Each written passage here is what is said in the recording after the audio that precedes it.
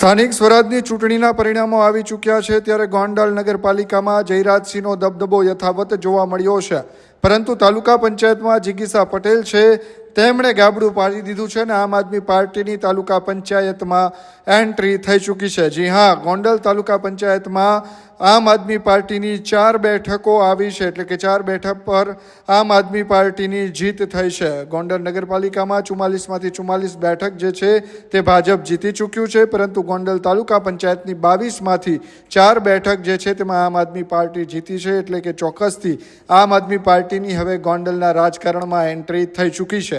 જિલ્લા પંચાયતની પણ એક બેઠક છે તેમાં આમ આદમી પાર્ટી જીત્યું છે, એટલે કે જિલ્લા પંચાયતની બેઠકમાં પણ હવે આમ આદમી પાર્ટીની એન્ટ્રી થઈ ચૂકી છે।